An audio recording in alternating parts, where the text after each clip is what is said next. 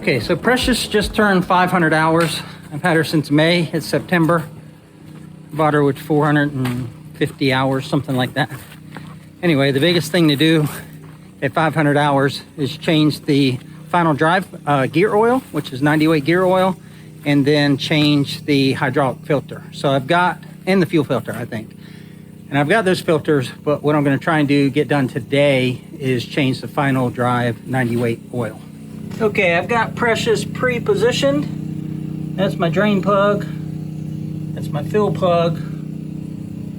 Drain pan, oil, gloves, and I've got, I think it's 8 millimeter hex. I got that in my pocket. So let's see what happens.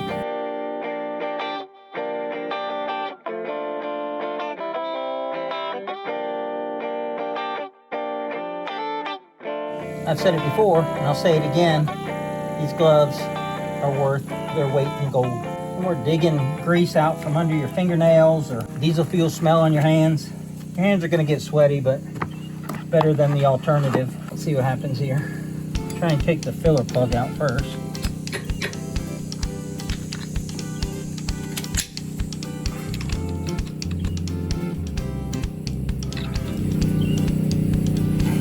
This may not happen today. The last thing I want to do is strip that out.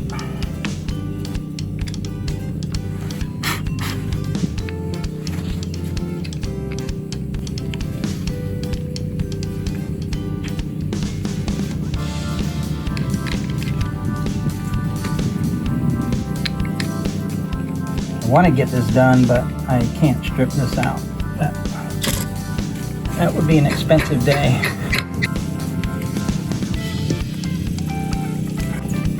Yeah, this probably ain't happening.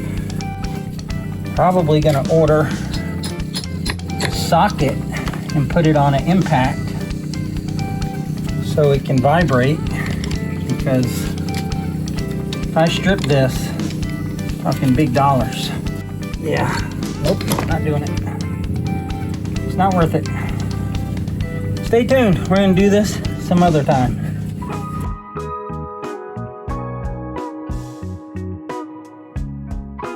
Okay, so we're back here with the proper tools.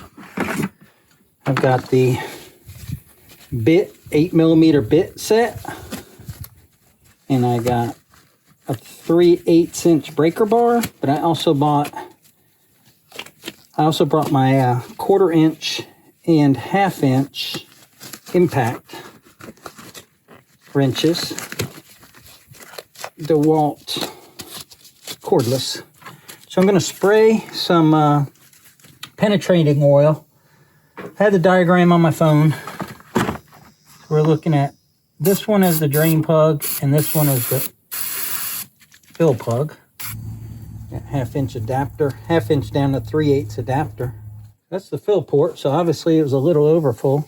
Smells like gear oil. It's purple too.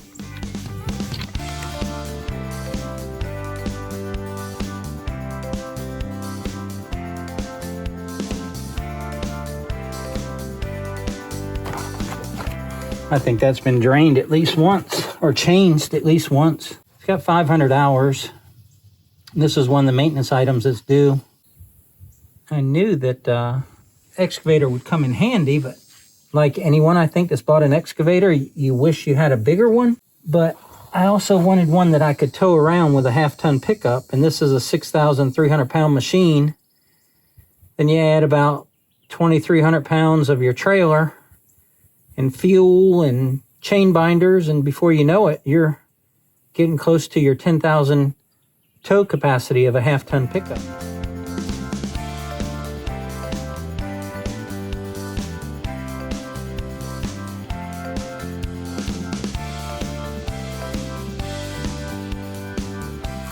Gear oil usually comes with these containers where you cut off the little spout and then you squeeze it in. And this is no exception. There's a little plate right there. When you squeeze, it hits that plate. That is it's a horrible design, Kubota. A little plate right there. The only place you can get oil is to dribble it in. That's not making me happy the way that fills up. Guess that's the way you got to do it. Go gentle with a small opening.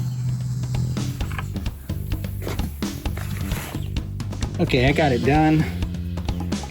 What I did was I held a rag against the opening to form like a little bridge, and then I poured the gear oil into the threads, and then it went down into the little space. And this side is done. Now I got to make sure the other side is lined up properly. Might have to start up the excavator and move it.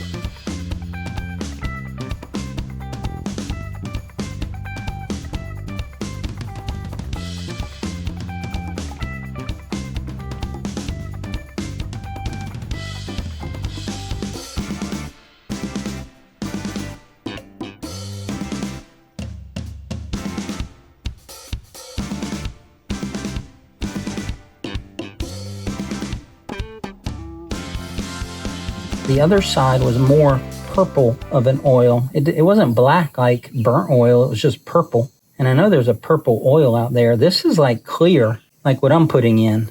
So you got the vent, which is the same as the fill hole, and you've got the plug or the drain hole on the bottom.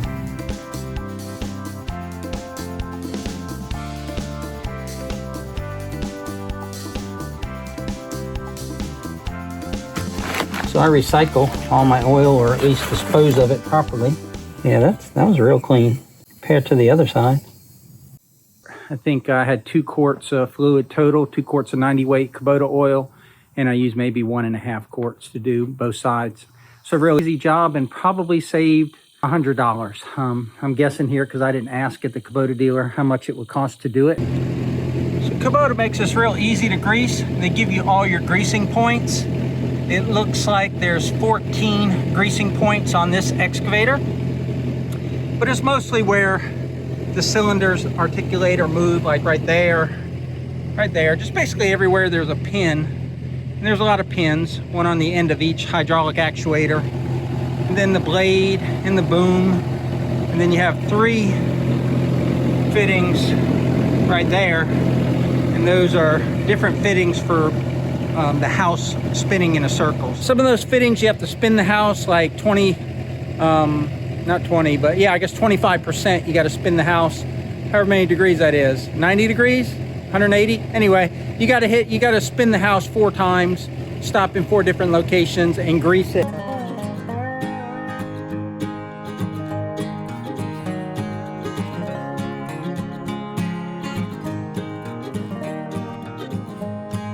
Down there is the oil filter. I've already changed it. You can see the numbers say 482 or 480, whatever, hours. We did that pretty soon after we bought it. And we also took it into the dealer for a coolant leak, but it turned out just to be a loose coolant hose on the top of the radiator.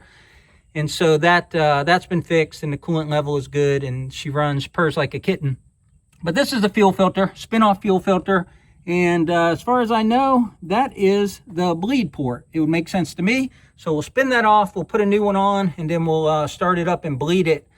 But we'll do that after we do the hydraulic filter.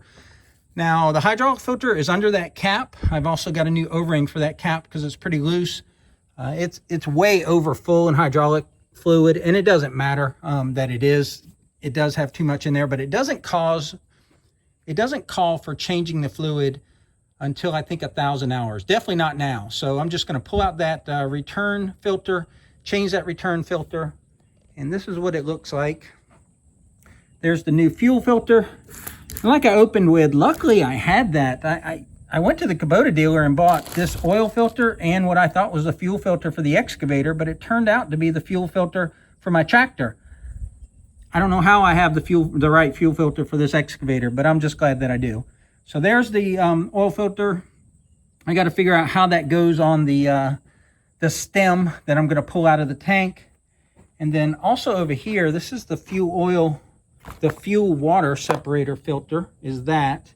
And then I also have an O-ring for the tank, for the hydraulic tank.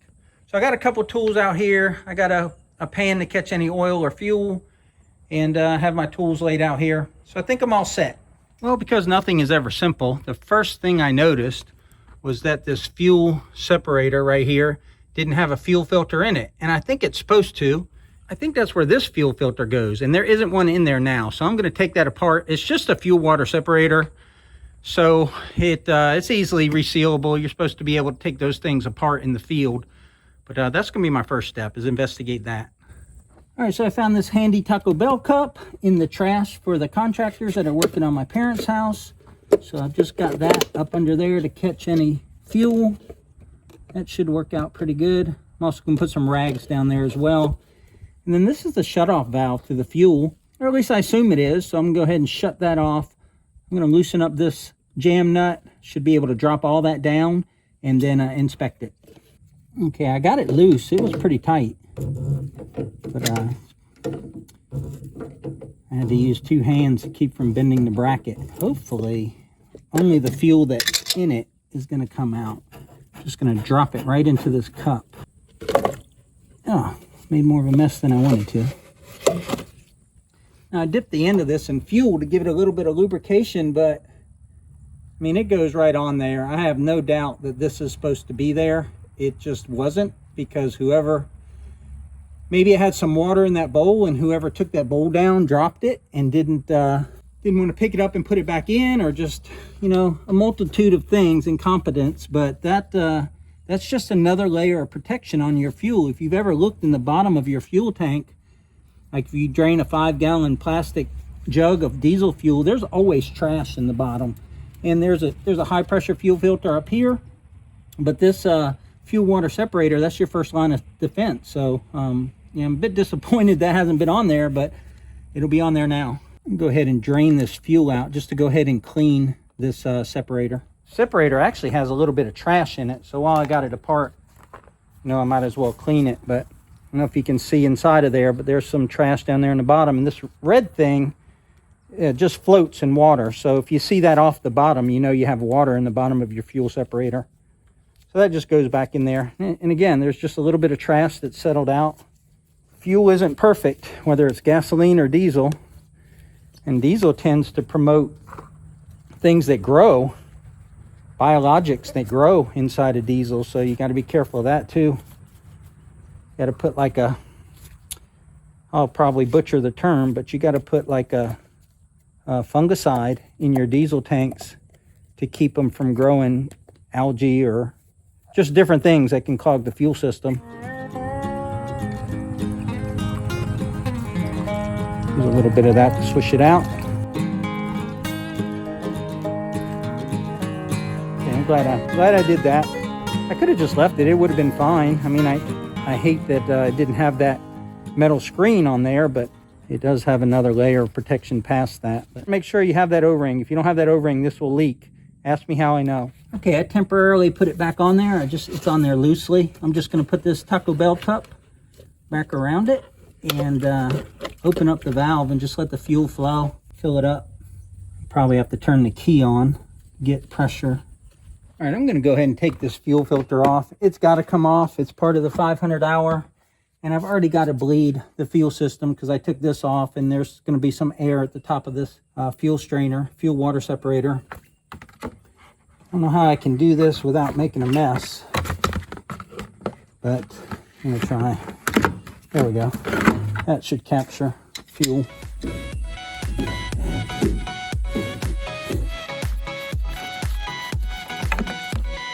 All right, just in case, I'm going to double check the part numbers of the fuel filter. Apply thin film of fuel to the gasket, then tighten enough by one hand. Start engine and check for leakage. Replace every 400 hours. All right, so they basically are saying don't over tighten this. We're going to grab some clean fuel from the bottom of the pan here and lubricate the top. And I'm going to put a little fuel in it. Save me on bleeding time. Okay, I filled it up with clean diesel fuel. Put a little diesel fuel in that gasket. Make sure it's nice and lubed. Wipe up under here, just make sure there's no issues, no dirt, no grit. If there is, it'll fall down, which is what you want. Fall away from the fuel system. Feel that sealing surface is nice and clean and smooth. I have a feeling whoever put that filter on didn't put it on with one hand. All you're doing is compressing that rubber gasket or that rubber seal. You shouldn't have to wrench on it too hard. All right, I'm using two hands, but I won't over tighten it. Yeah, you can feel when it wants to stop. And I'll actually write the hours on that filter and the date with a Sharpie. All right, if I've done everything correctly, it should run.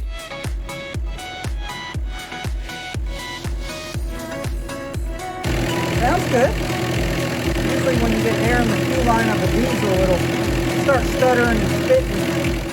So that was a real-time live example of why you should know your equipment, even if you take it to a dealer, even if you're not a mechanic. I mean, you don't need to know a lot about diesels or gas engines to know the general information and to know when things aren't right. When I took apart that fuel water separator, it didn't look right, and I didn't want to put it back together wrong, and I did have the right part, but it just pays to know your equipment. Even if you're not going to do the work yourself, you can, inspect other people's work. And I'm not saying a dealer sent that back to the previous owner like that. It could have been many reasons why that filter wasn't there, but it wasn't there. And that's a big deal. That filter's supposed to be there. Now I've got a new O-ring here. When I was buying the machine, this O-ring seemed kind of stretched out. So I bought a new one, and I have one over here. This one will work, but it, like I said, it's bigger than it's supposed to be. Only because it's stretched out. It is the right one that was in here, but just over time it's gotten stretched. All right, so this thing here is the return oil filter for the hydraulic system. So once the excavator has used the oil and sent it through all the hydraulic rams and different things it needs hydraulics for to move the tracks, etc., it filters back, or it comes back to this tank, and then it runs through this filter before it goes back through the system. And this is the return hydraulic oil filter, and it's supposed to be changed every 500 hours. I'm just over 500 hours on here. I've got the filter. It is an expensive filter. I buy only genuine Kubota filters and parts for my machinery. Maybe I can get it somewhere cheaper, but it's just not worth it, right? This machine new is over $40,000, and this filter is $125. So I don't want to save $10, $20, $30 on a filter and ruin a $40,000 machine, or at least $40,000 to replace it. I bought it used, so I don't have that much into it, but I also don't want to go looking for another one. All right, so that just pulls out of a slot down there, and then this filter comes out. I'm gonna go get my drip pan so I don't make a mess.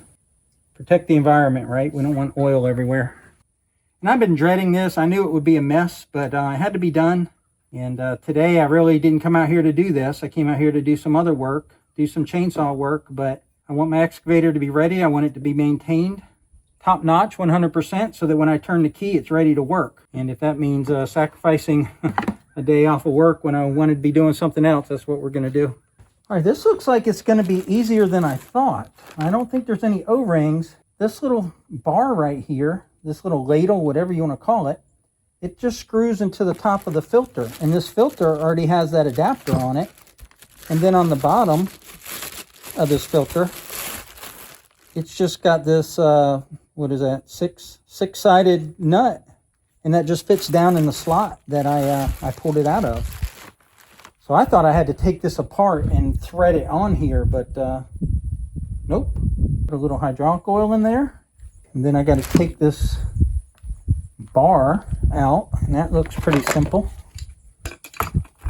Again, I've never done this before, but I'm probably saving hundreds of dollars. I took the excavator in for a coolant leak, and it turned out it was just a loose hose clamp on top of the radiator, and I had checked them all except for that one. I didn't see that one, but anyway, took it in and they said what it was, and it's 1 hour minimum, so that was $120 for them to tighten a radiator clamp. And of course I was mad, but I did have it documented that it went to the dealer for a coolant leak. And with a new engine in this excavator, and it being documented that the coolant leak was there, I mean, it's $120 peace of mind, I guess. But if I had found that loose clamp, I certainly wouldn't have taken it in. So that is all it is to it. You just tighten that jam nut up against this little cover thing, which is a neat little cover thing, and boom, it's ready to go. All right, so when I bought this machine, we actually pulled this filter out because I wanted to see it. And it's got a little, I think I found it. Well, maybe not. It's got a little recess place in there that it fits over. I think you heard it. Really don't want to stick my hand all the way down in there. I mean, I felt it slide over a tube. I feel like it should go down farther though.